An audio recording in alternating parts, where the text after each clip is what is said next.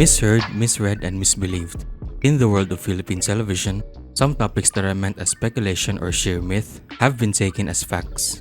Topics that have taken on a life of their own, not because they were true, but because they were misunderstood. In this video, we look back at some Philippine TV moments that has been the home to countless stories, but not all of them were told clearly. Don't forget to subscribe to the channel as always. To set the record straight, this statement lacks both emphasis and factual basis.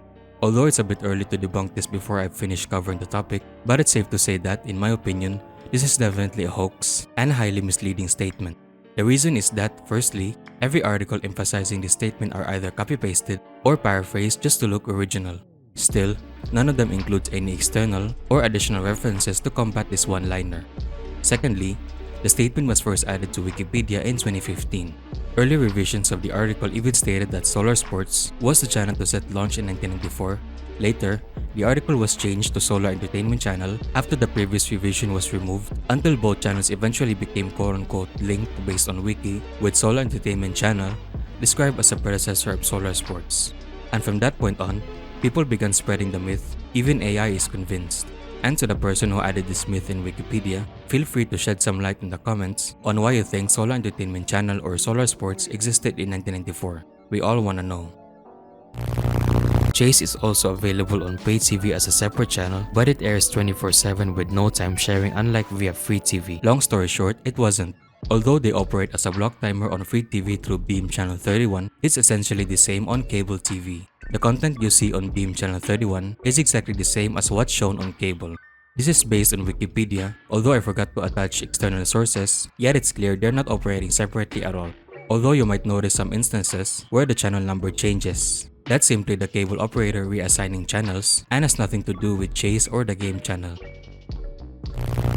Before we dive further into the obscurity, the name Loreto F. the Hemedes that everyone refers to was the original company name of GMA Network Incorporated, known as Loreto F. the Hemedes Incorporated, established in 1950 by Robert Stewart to secure a permit to operate a radio station in the Philippines called DZBB-AM. By 1954, the company later granted a permit to operate not only a radio station but also a television service. It was not until 1961 that they launched RBS-TV under the call sign DZBB-TV. Fast forward to the 70s, the name Loreto F. the Hemedes Incorporated was rebranded as Republic Broadcasting System Incorporated in 1974, coinciding with the transfer of management to Gilberto Duavit, Bernardo Jimenez, and Felipe Gozon. RBS-TV was rebranded as GMA Radio Television Arts in 1974, and later in 1992 with GMA Rainbow Satellite Network. Finally, in 1996, as the company diversified into media-related ventures, the name was later changed to GMA Network Incorporated. Now that we've covered all the corporate details, who exactly is Loreto F. the Hemedes? And what's the connection between that name and Robert Stewart, and even RBS for that matter? Among all the comments in my GMA video, this one stood out to me, because aside from not finding any reliable sources online, the name Loreto F. the Hemedes is just being copied from one article to another. So I did go down the rabbit hole, and if you think Loreto F. the Hemedes is a man's name, well, you're mistaken. Loreto is a woman. Although some sources claim that Loreto was Robert Stewart's wife, not only was Loreto was a common female name during that era, but both Loreto and Robert Stewart were also living together and shared the same address according to this document.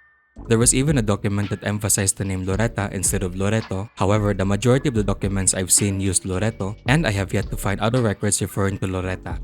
But it's possible that the corporate name before Republic Broadcasting System Incorporated was Loreta F. the Hemedes Incorporated. The name Loreto was a fairly common female name during that time, like Loreto Parasulit for example. She became the first woman to serve as Secretary General of the Philippine National Red Cross in 1968. Although it's still uncertain why Stewart chose his wife's name for the company, but it's likely that the name was intended to sound Filipino rather than having Robert Stewart's name as the name of the company.